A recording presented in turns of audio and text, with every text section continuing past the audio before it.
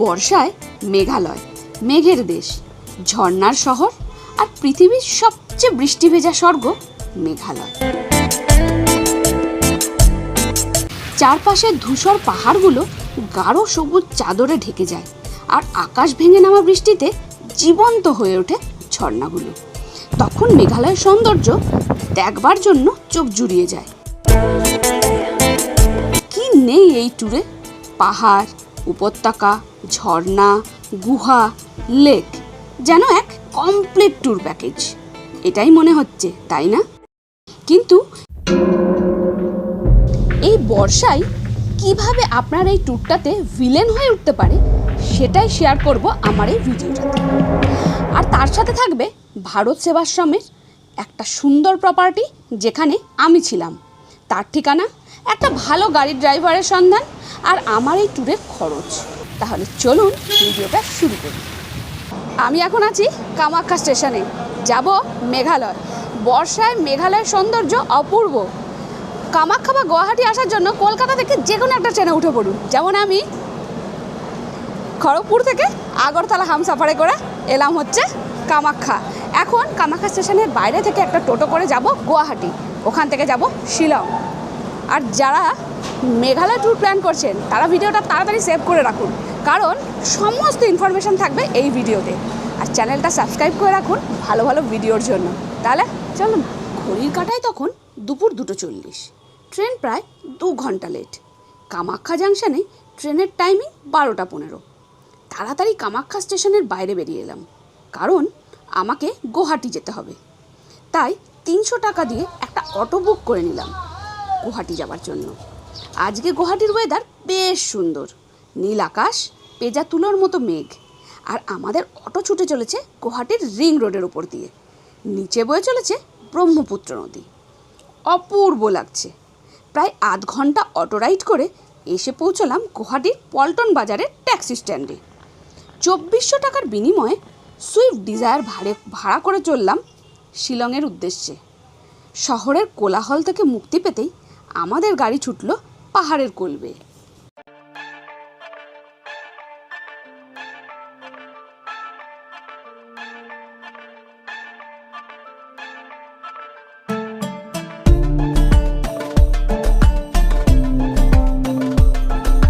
গুয়াহাটি থেকে শিলং পর্যন্ত রাস্তাটি উত্তর পূর্ব ভারতের অন্যতম সুন্দর মনোরম রোড ট্রিপ হিসাবে পরিচিত পর্যটক থেকে শুরু করে বাইকারদের। কারণ পুরো রাস্তাতেই পাহাড়, সবুজ উপত্যকা এবং মেঘের আনাগোনার কারণে এই 100 কিলোমিটার রাস্তাটি পর্যটকদের কাছে অত্যন্ত প্রিয়।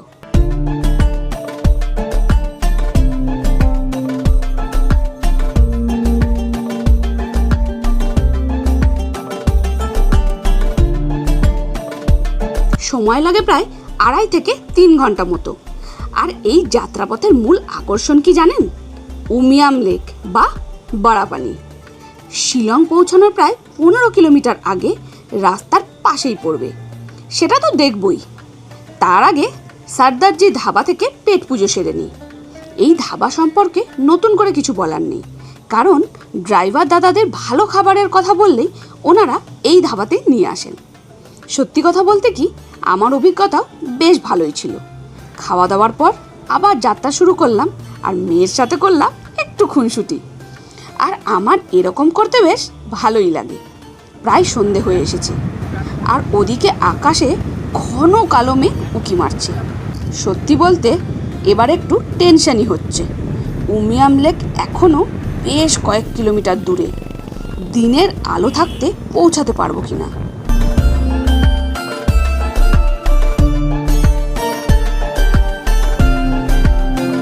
যেটার ভয় পাচ্ছিলাম সেটাই হলো, বৃষ্টি শুরু।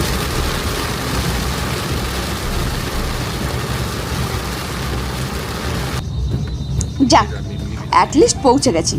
বৃষ্টিও থেমে গেছে, দিনের আলো এখনও আছে। এখন বাজে দেখুন কটা, 6:27।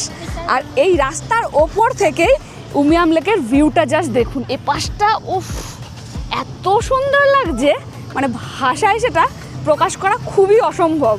লেকটার জল দেখুন পুরো শান্ত স্নিগ্ধ। আর এটা কিন্তু আপনি যখন গুয়াহাটি থেকে শিলং যাবেন সেই যাওয়ার রাস্তাতেই পড়বে, আর গাড়ি একদম রাস্তার ওপরেই দাঁড়াবে, এ পাশেই হচ্ছে লেক। এইটা একদম মিস করবেন না। 1960 দশকের শুরুর দিকে উমিয়াম নদীর উপর একটি বাঁধ নির্মাণের মাধ্যমে এই কৃত্রিম হ্রদের সৃষ্টি হয়। এই হ্রদটি প্রায় 220 থেকে 225 বর্গ কিলোমিটার অঞ্চল জুড়ে বিস্তৃত।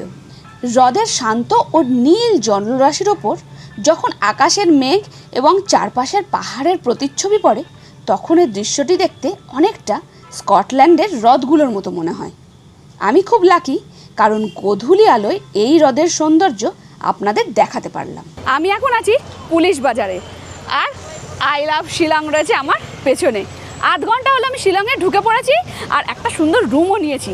শুধু এটুকুই বলি, ভারত সেবাশ্রম সঙ্গে।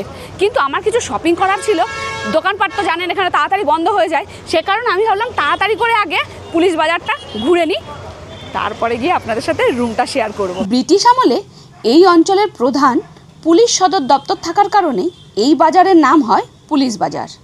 মেঘালয়ের রাজধানী শিলংয়ের হৃৎপিণ্ড এবং সবচেয়ে প্রাণবন্ত বাণিজ্যিক প্রাণকেন্দ্র। আর এই বাজারের মেন আকর্ষণই হলো স্ট্রিট ফুড, গরম গরম মোমো, থুপকা আর চাউমিন। আজকে আর শপিং কিছু হবে না, কারণ আবার ভালো বৃষ্টি শুরু হয়ে গেছে, তাই কর্ন খেয়ে এখন হোটেলে ফিরব।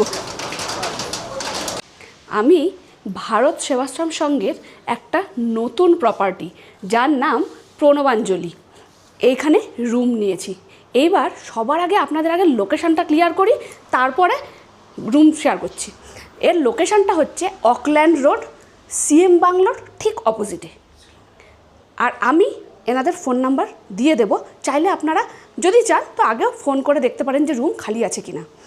এই হচ্ছে রিসেপশন এরিয়া, ভীষণ সুন্দর, নিট অ্যান্ড ক্লিন।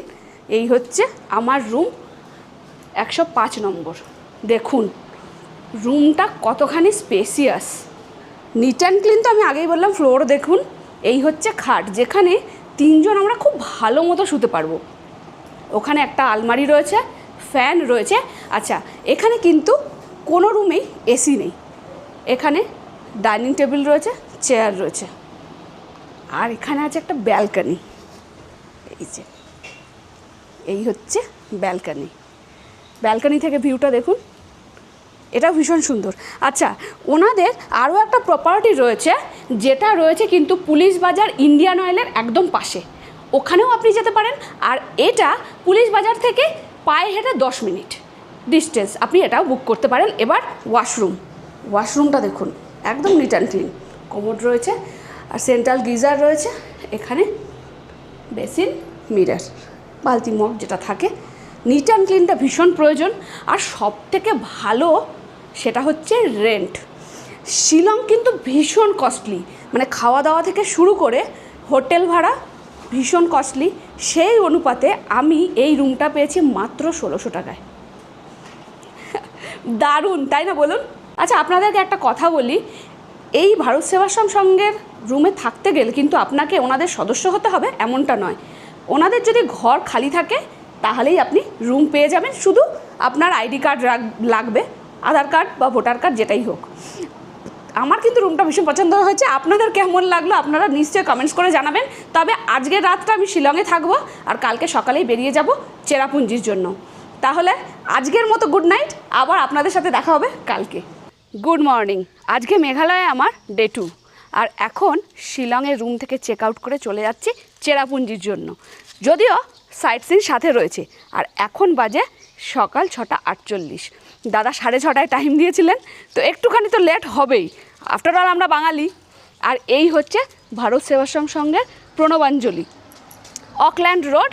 আর এই যেটা বিল্ডিংটা দেখতে পাচ্ছেন, এটাই হচ্ছে সিএম বাংলো। সিএম বাংলোর জাস্ট অপোজিটেই কিন্তু রয়েছে এই বিল্ডিংটা।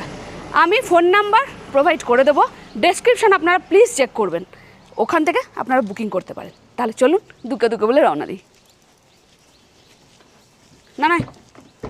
না শিলং মেঘালয়ের রাজধানী এবং উত্তর পূর্ব ভারতের অন্যতম আকর্ষণীয় পাহাড়ি শহর। চারপাশের চমৎকার প্রাকৃতিক সৌন্দর্য, মেঘ কুয়াশার খেলা আর মনোরম আবহাওয়ার কারণে একে প্রাচ্যে স্কটল্যান্ড বলা হয়। এই প্রাকৃতিক সৌন্দর্য উপভোগ করতে করতে এসে পৌঁছালাম লাইটলুম ক্যানিয়নে।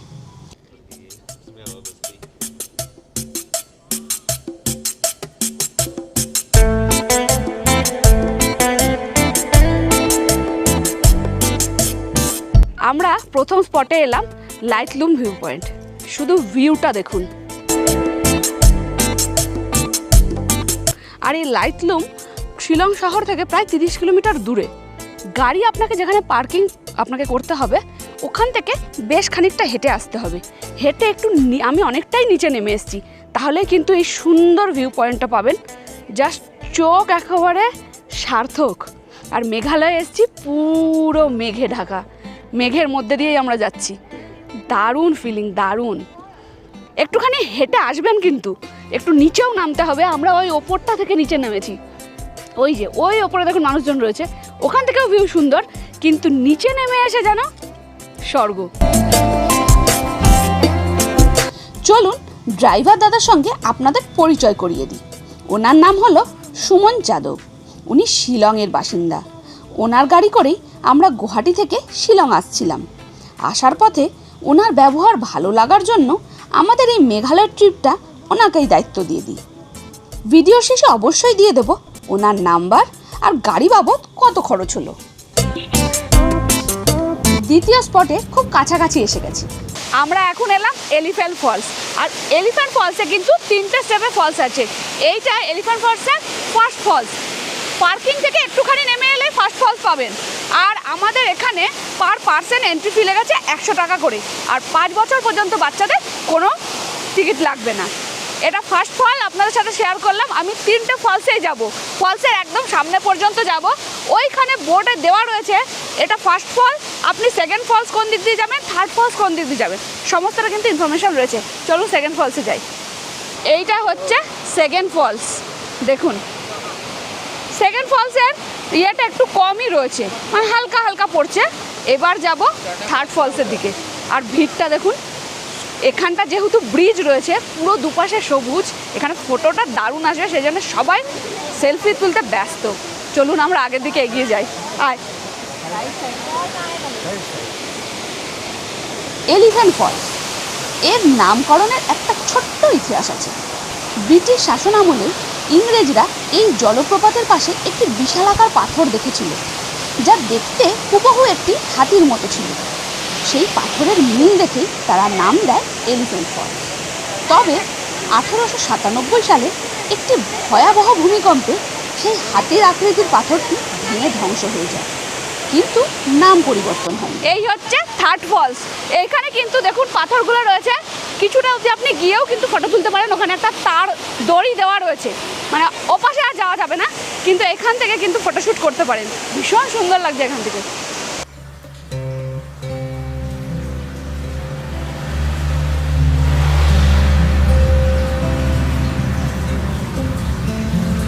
এখন রওনা দিলাম শিলং থেকে চেরাপুঞ্জি। এর দূরত্ব প্রায় 54 কিলোমিটার। এই রাস্তাটিও কিন্তু বেশ সুন্দর, রোমাঞ্চকর পাহাড়ি পথ। এখন তো বর্ষাকাল, তাই প্রচণ্ড বৃষ্টি ও তীব্র কুয়াশা তো হবে। কুয়াশা এতটাই ঘন যে মাত্র কয়েক ফুট দূরের জিনিসও দেখা যাচ্ছে না। জানি না রাস্তায় মাওডাক ডিম্পেপ ভ্যালি, ওয়াহাকাবা ফলস দেখতে পাবো। সময় লাগবে প্রায় 2 ঘন্টা মতো।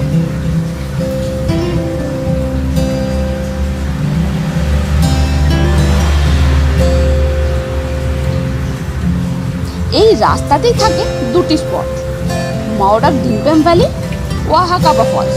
কিন্তু বৃষ্টি ও ঘন কুয়াশার কারণে কোনোটাই দেখতে পেলাম না। আপনাদের ভিডিওর শুরুতেই বলেছিলাম না, বর্ষা এই ঘন কুয়াশা কিভাবে ভিলেন হয়ে উঠতে পারে। জানি না আগে কি হবে। লাঞ্চের জন্য এসে পৌঁছালাম অরেঞ্জ রুট রেস্টুরেন্টে। এখানকার খাবারও বেশ সুস্বাদু। আপনি যদি আমার ভিডিও দেখে আসেন তাহলে ড্রাইভার দাদাদের বলবেন এই রেস্টুরেন্টে নিয়ে আসতে। চেরাপুঞ্জি যাওয়ার পথে ড্রাইভার দাদা একটা রেস্টুরেন্টে দাঁড় করালেন আমাদের। সেখানে এখন লাঞ্চটা সারছি। আমরা নিয়েছি এখানে রাজমা চাওল, আমরা দুজন, আর মেয়ে নিয়েছে ওখানে মশালা ধোসা। আর এখান থেকে এই রেস্টুরেন্টে আমরা যেখানে ডাইনিং হলটা খাচ্ছি সেখান থেকে এপাশের ভিউটা মারাত্মক সুন্দর। আমরা ওই রাস্তাটা দিয়েই এলাম।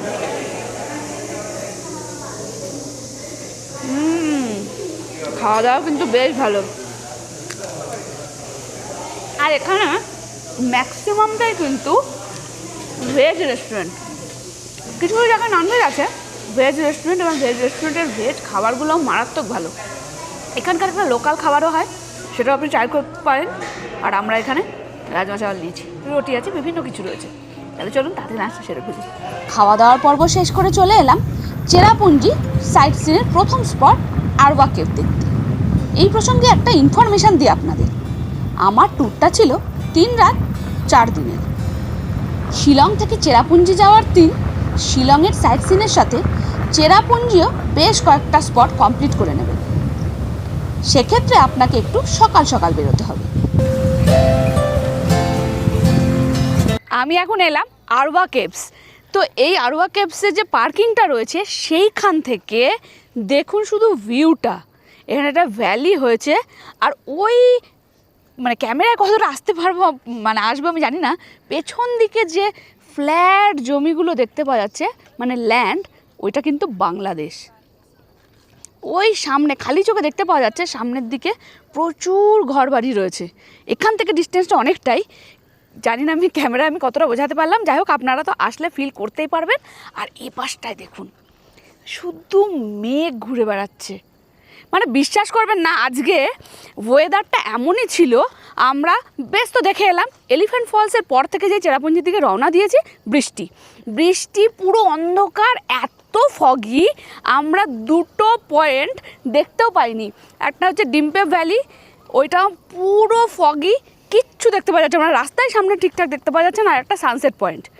তো কিন্তু এখানে তারপরে হয়ে গেল ওয়েদারটা পুরো ক্লিয়ার। আপনাদের আরওয়া কেভসের পার্কিং থেকে ভিউ দেখালাম, আর এখন কেভসের মধ্যে আমরা ঢুকেছি। তো সেইখান থেকে ভিউটা দেখুন, ওয়াটারফলসগুলো দেখতে পাওয়া যাচ্ছে। আর এখান থেকে ভিউটা আবার কিন্তু অন্যরকম।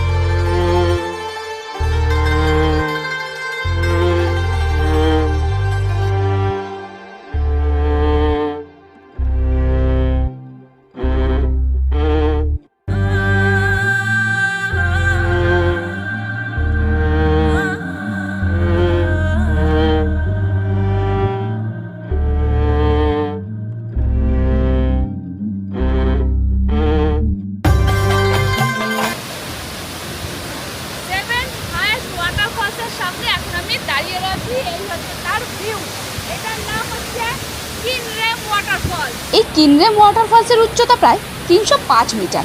এরও 3টে ধাপ রয়েছে। সবচেয়ে ভালো বিষয় কি জানেন? আপনার গাড়ি একদম জলপ্রপাতের সামনে এসেই দাঁড়াবে। চেরাপুঞ্জি থেকে 12 কিলোমিটার দূরে হলেও এর অবস্থান কিন্তু বাংলাদেশ সীমান্তের পাশে। এখান থেকে বাংলাদেশ সীমান্ত খুব ভালো দেখতে পাওয়া যায়। চলুন আপনাদের এটাও দেখাই।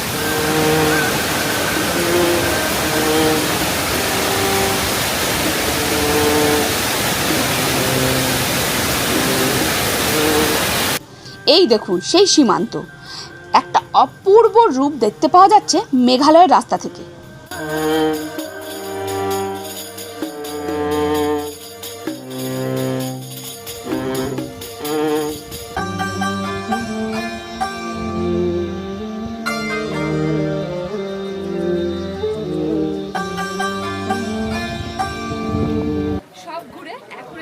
মাউস মাই কেভে ভিড়টা দেখুন, বৃষ্টি পড়ছে ঝিরঝির করে, একটু কমেছে।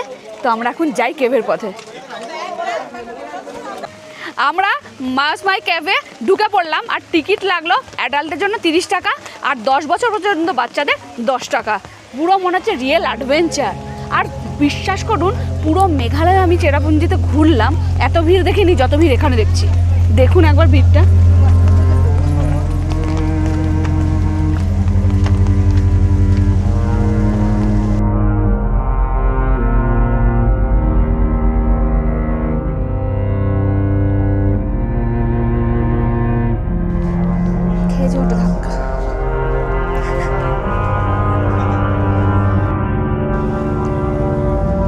মাউস মাই কেভ। মাউস মাই কেভ হলো প্রাকৃতিক চুনাপাথরের গুহা। এটা চেরাপুঞ্জি শহর থেকে 6 কিলোমিটার দূরে। হাজার হাজার বছর ধরে পাথরের ওপর বৃষ্টির জল ও ভূগর্ভস্থ জলের রাসায়নিক প্রক্রিয়ার কারণে এই গুহাটি তৈরি হয়েছে।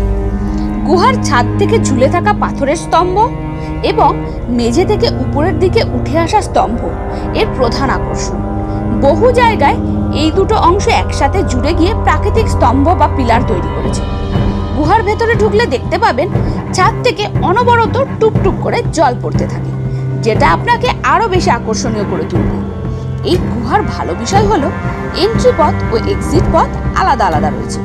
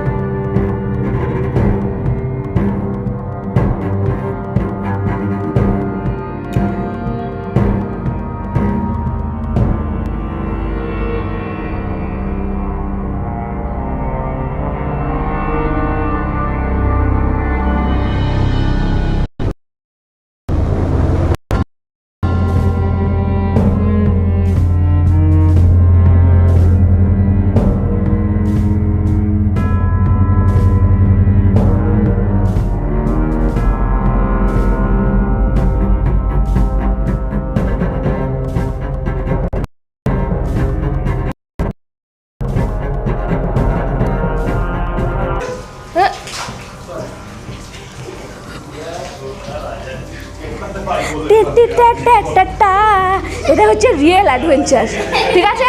কিন্তু একটা কথা মনে রাখবেন, যারা আমার মতো হেলদি তারা ঢুকবেন না। আমার অসুবিধা হয়নি কিছু, আর বয়স্ক মানুষ একদমই আসবেন না। আজকের মতো আমার সাইট সিন কমপ্লিট। চলে এসেছি চেরাপুঞ্জির একটা হোমস্টেতে। আর এই চেরাপুঞ্জির হোমস্টেটা একদম 7 সিস্টার ওয়াটারফলসের কাছাকাছি। নাম হচ্ছে 4 সিবলিংস। আমাদের ড্রাইভার দাদাই এখানে সাজেস্ট করলেন, সে কারণে এখানে এলাম। আর দেখুন, আমরা যখন এসেছি এত মানুষজন ছিল না। তারপরে আমরা চেক ইন করে একটু গেছিলাম বাজারে, জল টলগুলো একটু নিয়ে এলাম। এখন এসে দেখছি পুরো ভর্তি হয়ে গেছে গাড়িতে গাড়িতে। দেখুন একবার, এই দেখুন হোমস্টেটাতে পার্কিংয়ের কিন্তু অনেকখানি জায়গা রয়েছে। ওইখানেও কিন্তু ওপরে নিচে রুম রয়েছে, প্রচুর রুম রয়েছে। আর আমরা রয়েছি 26 নম্বর রুমে। এই দিকে যে পার্টটা রয়েছে রিসেপশনের ওপরে, সেইটাতে 25-26 দুটো পাশাপাশি রয়েছে। এই 26 নম্বর রুমটা আমরা নিয়েছি। এবার এই হোমস্টের রুমটা আপনাদের সাথে শেয়ার করি। এই হচ্ছে রুমটা অনেকটাই বেশ বড়সড়ই রয়েছে। ফ্লোর দেখুন, একদম নিট অ্যান্ড ক্লিন। আমরা আগে রুম ভালো করে দেখেছি, তারপরে সাজেস্ট করেছি যে আমরা এটাই নেব, চুজ করলাম। এখানে একটা দেওয়ালে ছোট্ট মতো মিরার দেওয়া রয়েছে। এখানে অনেক বড় একটা জানলা রয়েছে। এখানে এই দেখুন, হোমস্টেগুলোতে যেরকম থাকে নর্মালি বেসিক নিডটা ফুলফিল করার জন্য এখানে একটা টি টেবিল রয়েছে, এখানে একটা ওই ক্যাবিনেট কাইন্ড অফ রয়েছে। যে খাটটা রয়েছে ওটা 3 জন আরামসে আমরা শুতে পারবো। এই আর ফ্যান রয়েছে, এখানে একটা এলইডি রয়েছে। আর এবার ওয়াশরুম, এই দেখুন ওয়াশরুমও যথেষ্ট নিট অ্যান্ড ক্লিন। ওয়াশরুমের ফ্লোর, এখানে গিজার আছে, ওখানে কোমর রয়েছে, এখানে বেসিন, ওখানে মিরার, একদম ঠিকঠাক। হ্যাঁ, আর আমার এখানে শুধুমাত্র আইডি প্রুফ লেগেছে একজনের, যার নামে এন্ট্রি হবে। তো একদিনে আমার এই হোমস্টেটার ভাড়া পড়লো 2000 টাকা। তাহলে আজকের মতো আপনাদের সাথে এখানেই টাটা করে দিচ্ছি, গুড নাইট করে দিচ্ছি। আর এই হোমস্টেতেই খাবার অর্ডার করব। এখানে আপনি পিওর ভেজ চিকেনও রয়েছে, আপনি চাইলে অর্ডার করে ওখান থেকে খেয়ে নিতে পারবেন। হোমস্টেগুলোতে জেনারেলি তাই হয়। তো আমরা ওখান থেকে খাবার দাবার অর্ডার করে খাবো। সারাদিনে প্রচুর টায়ার্ড, কারণ অনেক সকাল সকাল বেরিয়েছি, যে কারণে আমরা তাড়াতাড়ি ডিনারটা সেরে শুয়ে পড়বো, কারণ কালকে আবার বেরোবো সাইট সিনের জন্য। Good morning. আজকে আমার মেঘালয় ডে 3, আর আমরা এখন ডবল ডেকার রুট ব্রিজে যাব বলে রেডি হয়ে গেছি। কিন্তু এই হচ্ছে সিচুয়েশান, প্রকৃতির এটাই তো খেলা। বৃষ্টি তো হচ্ছে ঠিক আছে, বর্ষাকালে এসে বৃষ্টি হবে এটাই স্বাভাবিক, কিন্তু দেখুন পুরো ফগি, মানে এখান থেকে রাস্তাটাই দেখতে পাওয়া যাচ্ছে না ক্লিয়ার করে। এই হচ্ছে এখন ওয়েট করছি যে কখন একটুখানি ওয়েদারটা ক্লিয়ার হবে তখন বেরোবো। আমরা তো উঠে পড়েছি খুব তাড়াতাড়ি, যে তাড়াতাড়ি যাবো বলে ওখানে, সেটা পারিনি। ও এখন 6টা বাজে, তার মধ্যেই আমরা সব রেডি হয়ে গেছি, কারণ এটা আমি আগে থেকেই প্ল্যান করেছিলাম যে অনেকটা যেতে হবে, আসতে হবে।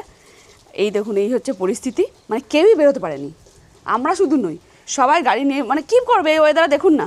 আর আমি 7 সিস্টার ওয়াটারফলসে খুব কাছেই রয়েছি, আপনাদের কাল বললাম। কালকেও এই ওয়েদারের জন্য আমি 7 সিস্টার ওয়াটারফলস দেখতে পাইনি, তো ভেবেছিলাম যে আজকে সকালবেলা ওটা দেখে তারপরে আমি ডবল ডেকার রুট ব্রিজে চলে যাব। আচ্ছা, এদিকে ডাউকিও যেতে পারবো না, কারণ ডাউকি 21 কি 22 জুনে বিশাল একটা ল্যান্ডস্লাইডে পুরো রাস্তা ভেঙে গেছে মাঝখান থেকে, তো ডাউকিও যাওয়াও আমাদের পক্ষে সম্ভব নয়। তবে একটুখানি ওয়েট করছি, যত তাড়াতাড়ি ওয়েদার ক্লিয়ার হবে তত তাড়াতাড়ি বেরিয়ে পড়বো। আপনাদের আপডেটটা দিলাম আর কি। এখন বাজে 9:44, ওয়েদার একই রয়েছে, কখনো বৃষ্টি জোরে কখনো বৃষ্টি আসতে, কিন্তু কিছু করার নেই, আমাকে তো বেরোতেই হবে। আমি এখন যাচ্ছি 7 সিস্টার ওয়াটারফলস দেখতে। তবে আগের থেকে একটু ফগিটা একটু কেটেছে, কিন্তু বৃষ্টি যেমনটা তেমন হয়েই চলেছে। তাহলে চলুন আমরা এবার এগিয়ে যাই।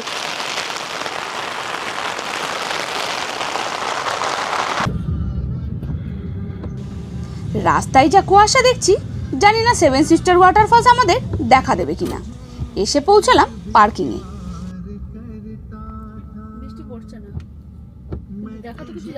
আমি এখন 7 সিস্টার ওয়াটারফলসের একদম সামনে, মানে যেখান থেকে ভিউটা সব থেকে ভালো দেখতে পাওয়া যায়, কিন্তু দেখতেই পাচ্ছেন মেঘের অবস্থা পুরোটাই ঢাকা, কিচ্ছু থেকে কিচ্ছু দেখা যাচ্ছে না। মানে 7 সিস্টার এবার ঠিক করেছে আমাদের দেখা দেবে না। কালকেও এই সেম ব্যাপারটাই হয়েছে, আজকেও তাই।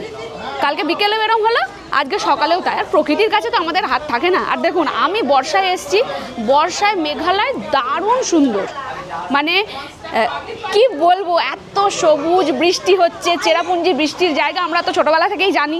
তো আমি কিন্তু এটা এনজয় করার জন্যই জুলাই মাসে এসেছি মেঘালয়। আপনারা একটা জিনিস মাথায় রাখবেন, যদি বর্ষায় মেঘালয়কে এনজয় করতে চান তাহলে শুধু এনজয় করার জন্যই আসবেন। স্পট দেখতে পারবো, কোনটা দেখতে পারলাম না, এইটা নিয়ে মন খারাপ করবেন না। আর না হলে যখন এই মেঘালয়ের অ্যাকচুয়াল সময় অক্টোবর থেকে মার্চ, সেই সময় আসতে হবে। যাই হোক, এবার রওনা দিলাম double decker living root bridge দেখার জন্য। জানি না আমাদের জন্য কি অপেক্ষা করছে, তবে যাই বলুন না কেন, এখানকার প্রাকৃতিক সৌন্দর্য আলাদাই। পাহাড়ি খাদ, ঘন জঙ্গল, মাঝে মাঝে ঝোড়ো বৃষ্টি আর ঘন কুয়াশা আপনার সারাক্ষণের সঙ্গী হয়ে থাকবে। ডবল ডেকার ব্রিজটি তিরনা গ্রামে অবস্থিত। চেরাপুঞ্জি মার্কেট থেকে এর দূরত্ব প্রায় 15 কিলোমিটার। পাহাড়ি আঁকাবাঁকা পথে গাড়িতে পৌঁছতে আনুমানিক 30 থেকে 40 মিনিট সময় লাগবে।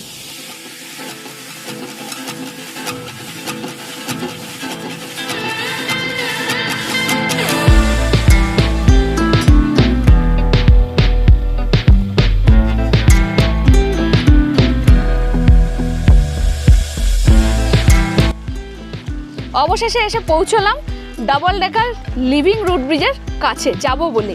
এখানে আসলে আপনি এই 3টে কভার করতে পারবেন। এই যে double decker bridge, rainbow falls আর ব্লু ল্যাগুন। এই ডবল ডেকার থেকেও খানিকটা ট্রেকিং করে আরও এগিয়ে যেতে হয়, তারপরে এই রেইনবো ফলসটা পাওয়া যায়। তো যেটা হয়েছে, এটা হচ্ছে পার্কিং। এইখানে গাড়ি থাকবে, পার্কিং চার্জ 50 টাকা করে। আর এই তার পাশ দিয়ে রাস্তা নেমে গেছে ব্রিজে যাওয়ার জন্য। আপনি কিন্তু এখানে গাইড পেয়ে যাবেন। গাইড নিয়ে তো আপনাকে যেতেই হবে, কারণ কোন রুটে যাবেন, কিভাবে যাবেন, সেটা গাইড ছাড়া সম্ভব নয়। গাইড চার্জ 1000 টাকা। আমি এখন এই পথেই যাব, চলুন।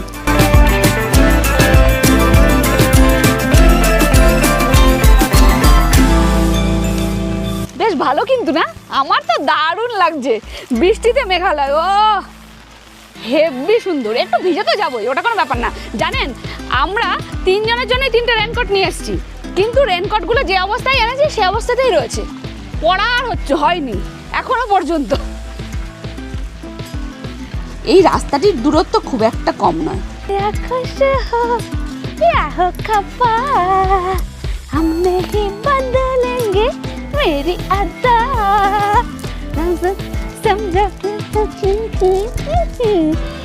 हम तो भाई जैसे हैं वैसे रहेंगे।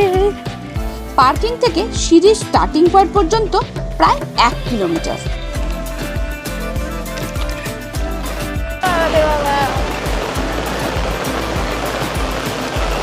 ছাতা চেন, মেয়ে বলছে আমি শিলংয়ে যাব, ঠিক আছে আমি চেরাপুঞ্জিতে আসবো না।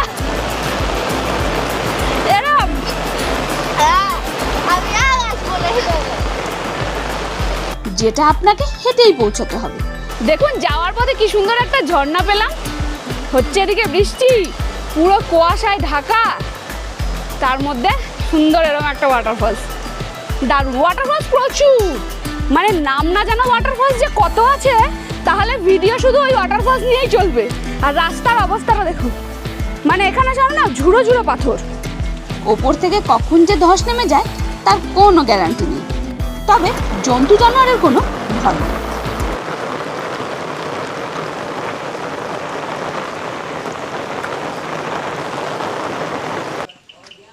ফাইনালি এসে পৌঁছালাম স্টার্টিং পয়েন্টে, যেখান থেকে সেই 3500 সিঁড়ি শুরু হচ্ছে। পার্কিং থেকে 1 থেকে 1.5 কিলোমিটার আপনাকে পায়ে হেঁটে আসতে হবে, তারপরেই এই জায়গাটা পাবেন যেখান থেকে এখানে লাঠি রয়েছে, এই যে সিঁড়ি বেয়ে আপনাকে নিচে যেতে হবে। আর এখানে ইনস্ট্রাকশনটা আমি ক্যামেরায় দেখিয়ে দিচ্ছি, আপনারা একটু পজ করে দেখে নেবেন। এখানে কিন্তু গাইড মাস্ট। আমি খুব আশা নিয়ে এসেছিলাম যে আমি এই 3500 সিঁড়ি পেরোবো এবং 3500 সিঁড়ি উঠবো ডবল ডেকার কমপ্লিট করে, দেখে খুব আশা নিয়ে এসেছিলাম।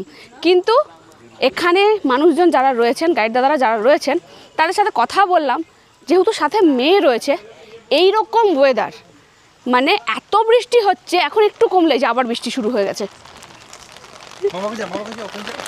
ওখানটা দাঁড়া, এই যে আবার বৃষ্টি শুরু হয়ে গেল, তো এই কারণে স্লিপও হয়ে রয়েছে। মেয়ে নিয়ে যাওয়াটা কিন্তু ভীষণ রিস্কি হয়ে যাবে। ওনারা বলছেন চাইলে আপনি যেতে পারেন, কিন্তু আমিও ভেবে দেখলাম মেয়ে নিয়ে গিয়ে যদি আমি ওখানে ফেসে যাই, উঠে আসাটাও তো একটা ব্যাপার। 7000 সিঁড়ি তো not a matter of joke. তো এবারটা হলো না, ঠিক আছে আমি এনজয় করতে এসেছি, আমার কাছে কোনো প্রবলেম নেই, আমি আবার আসবো মেঘালয়। কিন্তু আপনারা আসলে নিশ্চয়ই যাবেন, খুব ভালো লাগবে। আমি এবারটাতে মিস করে গেলাম, পরের বার আবার আসবো। আমি এখন কিন্তু স্টার্টিং পয়েন্ট থেকে ফিরছি গাড়ি করে। আপনি ছোট ছোট গাড়ি পাবেন, যে এই স্টার্টিং পয়েন্ট থেকে আমাদের গাড়ি যেখানে পার্কিংয়ে দাঁড়িয়েছে আর কি, ওই পর্যন্ত গাড়ি যাবে। আমাদের 300 টাকা নিচ্ছে, কিন্তু যা বৃষ্টি আমরা হেঁটে রিস্ক নিলাম না, গাড়ি যখন পেয়েছি গাড়ি করে চলে যাচ্ছি। আপনারা কিন্তু এই অপশনটা কাজে লাগাতে পারেন। এই দেখুন এখন বাজে 2:24, লাঞ্চ সেরে এলাম নৌকালিকায় ওয়াটারফলস দেখতে। সেও এখানেও সেই একই ব্যাপার, পুরো ফগি, আওয়াজ শোনা যাচ্ছে, প্রচুর মানুষ দেখুন ওয়েট করছে যে যদি একটুখানি কেটে যায় মেঘটা, আমরা যদি একটুখানি দেখতে পাই। এপাশেও প্রচুর ভিড়, এপাশেও প্রচুর ভিড়। এখন আমরাও একটুখানি ওয়েট করব যদি একটু মেঘটা কেটে যায়। আর আপনাদের একটা কথা বলি, এখানে অ্যাডাল্টদের জন্য টিকিট 50 টাকা, আর 12 বছর পর্যন্ত বাচ্চাদের 30 টাকা। পার্কিংয়ের জন্য আমাদের কিছু লাগেনি। আর আমার এই প্রসঙ্গে একটা কথা বলে দিই, যে কটা স্পটে যাবেন সেখানেই কিন্তু আপনাকে পার্কিং দিতে হবে, আর ওই পার্কিংটা কিন্তু গাড়ি ভাড়ার সঙ্গে ইনক্লুডিং নয়। এইমাত্র এসে পৌঁছলাম, আর এখন বাজে বিকেল 5:29। চেরাপুঞ্জি ঘুরে চলে এলাম শিলংয়ে। আর আমি ভারত সেবাশ্রম সঙ্গে প্রণবাঞ্জলির যে রুমে ছিলাম সেই রুমেই আবার রয়েছি, কারণ আমি যেদিন এখান থেকে চেক আউট করি তখন দাদাদের বলেছিলাম যে আমি আবার ফিরবো, আমাকে জন্য এই রুমটাই রেখে দেবেন। এই হলো, আমি শিলংয়ে রয়েছি, তার কারণ আমি তো সেদিন ভালো করে শপিংটা করতে পারিনি, বৃষ্টির জন্য সবই বন্ধ হয়ে গিয়েছিল। তো আজকে আমি জমিয়ে শপিংটা করব। এখন আবার বেরোবো শপিংয়ের জন্য। আপনারা মেঘালয়ে আসলে কিন্তু শিলংয়ের পুলিশ বাজার থেকেই শপিংটা করবেন। আমি আজকে রাতটা থাকবো, কালকে এখান থেকে বেরিয়ে যাব গুয়াহাটির জন্য। সকালে গুয়াহাটি যাব, গুয়াহাটি থেকে সরাইঘাট এক্সপ্রেসে করে হাওড়া ফিরব। এবার আসি আমার অভিজ্ঞতায়। বর্ষায় মেঘালয় ঘুরে আমার যে বাস্তব অভিজ্ঞতাটা হলো সেটাই আমি আপনাদের সামনে আজকে তুলে ধরবো। আমি বর্ষায় অনেক আশা নিয়ে এসেছিলাম, শুনেছিলাম বর্ষায় নাকি মেঘালয় অসাধারণ। সত্যি মেঘালয় অসাধারণ। প্রচুর বৃষ্টি হয় সেটাও ঠিক রয়েছে, বর্ষাকালে এসছি বৃষ্টি হবে এ পর্যন্ত ঠিক ছিল, কিন্তু এতটাই ফগি যে আমি ভালো ভালো কিছু স্পট দেখতে পাইনি। কারণ সম্পূর্ণ ট্যুরে ওই একমাত্র ভিলেন হয়ে দাঁড়িয়েছিল। যেমন 7 সিস্টার ওয়াটারফলস আমি 2 দিন গিয়েছি, 2 দিনই আমাকে ধোকা দিল। আবার আজকে গেলাম নৌকালিকাই ওয়াটারফলস, মানে মেন যে জায়গাগুলো সেগুলোতেই আমি ধোকা খেয়ে গেলাম। ডবল ডেকার লিভিং রুট ব্রিজে গেলাম খুব আশা নিয়ে যে ট্রেকিং করে আমি নিচে যাব, কারণ ওটা দেখার ভীষণ ইচ্ছে ছিল। কিন্তু একদম মুখে যখন পৌঁছলাম, ওখানকার যারা লোকাল মানুষরা রয়েছেন তারা আমাকে বারবার ফোর্স করছিলেন যে আপনারা গেলে যান, বাচ্চা নিয়ে কিন্তু ভীষণ রিস্ক হয়ে যাবে, আপনি যাবেন না। তো আমি মেয়েকে কোথায় রেখে যাব? আমার সাথে তো আর কেউ নেই। 5-6 ঘন্টার জন্য আমি যাব, ট্রেকিং করে নিচে যাব, পরে আসবো, মেয়েকে আমি কোথায় রেখে দিয়ে যাব? কি রিক্সে বা নিয়ে যাব যখন ওনারা ওখানে বারণ করছেন? লোকাল মানুষরা তো আমার থেকে বেশি ভালো জানবেন। তাই আমি আমার নিজস্ব অভিজ্ঞতা থেকে বলছি, আপনারা বর্ষায় মেঘালয় আসবেন না। তবে আপনাদেরকে একটা কথা বলি যে মেঘালয় আসার কিন্তু বেস্ট টাইম হচ্ছে অক্টোবর থেকে মার্চ, ওই সময়টায় আসবেন। আমার মনে হয়, আমি তো আসিনি ওই সময়টায়, কিন্তু আমার মনে হয় ওই সময়টায় অনেকটাই রোদ ঝলমলে আকাশ, ক্লিয়ারিটি অনেকটা বেশি পাওয়া যাবে। এবার আসি খরচায়। ট্রেনের টিকিট বাদে মেঘালয়ের ট্যুরে আমার টোটাল খরচ হয়েছে 22,000 টাকা। এবার বলি কোথায় কিভাবে খরচটা হয়েছে। আমি গুয়াহাটি থেকে শিলং এসেছি, তাতে আমার 4 হুইলারে 4 সিটার গাড়িতে খরচ হয়েছে 2400 টাকা। তারপরে শিলং থেকে আমি চেরাপুঞ্জি গেছি, মানে সাইট সিন করে চেরাপুঞ্জি গেছি 4000 টাকা। চেরাপুঞ্জিতে সাইট সিন করে আজকে শিলংয়ে ফিরেছি 4000 টাকা। আবার আমি শিলং থেকে গুয়াহাটি যাব 2000 টাকা। তাহলে এই গাড়ি বাবদ মোট খরচ হলো 12,000 টাকা। আমি শিলংয়ে 2 দিন হোটেল থাকছি, আমি যেদিন এসেছি সেদিন আর আজকে 2 দিন 1600 3200 টাকা। আর আমি একদিন চেরাপুঞ্জিতে ছিলাম, সেখানে আমার খরচ হয়েছে 2000 টাকা। আর খাওয়া দাওয়া বাবদ 4 থেকে 5000 টাকা, ওই অ্যাপ্রক্স আমার 22,000 টাকা খরচা হয়েছে। খাওয়া দাওয়াটা আপনার উপর ডিপেন্ড করবে, আপনারা কজন থাকবেন, কি খাবার খাবেন, সেইটা ওটা আপনারা একটু প্লাস মাইনাস করে নেবেন। আর একটা কথা বলি, আমি যে ড্রাইভার দাদার সাথে ঘুরেছি, আমার এটা কোনো প্রমোশন নয়। আমরা তো ওয়েস্ট বেঙ্গল থেকে আসি একটা বাইরের স্টেটে, তো তখন আমরা চেষ্টা করি ড্রাইভার দাদা যেন বিশ্বস্ত হন বা আমাদের সাথে কোঅপারেট করেন, এটা আমরা চাই। বিশ্বাস করবেন না, মানে ড্রাইভার দাদা, আমরা তো কালকে 7 সিস্টার ওয়াটারফলসে গেছি, কিচ্ছু দেখতে পাইনি, অনেকক্ষণ ওয়েট করেছেন উনি আমাদের জন্য। আজকে উনি নিজে থেকে বলেছেন যে আমি আজকে আপনাদেরকে 7 সিস্টারে আবার নিয়ে যাব, যে আপনারা যাতে দেখতে পারেন। এমন নয় উনি বলেছেন না ফগি বৃষ্টি আপনি কিছুই দেখতে পারবেন না, এইরকম কিন্তু একবারও না। উনি নিজে থেকে বলেছেন চলুন, কাছে চলুন। এমন হতে পারে যে দূর থেকে মনে হচ্ছে ফগি, ওখানটা গিয়ে হয়তো আপনি ক্লিয়ারিটি পেলেন, আপনি হয়তো দেখতে পারলেন। অনেকক্ষণ আমাদের জন্য ওয়েট করেছেন, কোঅপারেট করেছেন। আমাদের কপাল সাথ দেয়নি সেটা আলাদা কথা, কিন্তু উনিও খুব ভালো মানুষ। আমি নাম্বার দিয়ে দেবো, চাইলে আপনারা যোগাযোগ করতে পারেন। তাছাড়া ঘোরার জন্য প্রচুর গাড়ি কিন্তু রয়েছে। তাহলে ভিডিওটা আমি এখানেই শেষ করছি। ভিডিওটা কেমন লাগলো নিশ্চয়ই আপনারা কমেন্টস করবেন, ভালো লাগলেও করবেন, খারাপ লাগলেও করবেন। সাবস্ক্রাইব করে থাকুন পাশে, তাহলে আরও ভালো ভালো ভিডিও আপনাদের জন্য নিয়ে আসতে পারবো। এইটুকুই ছিল ভিডিও, তাহলে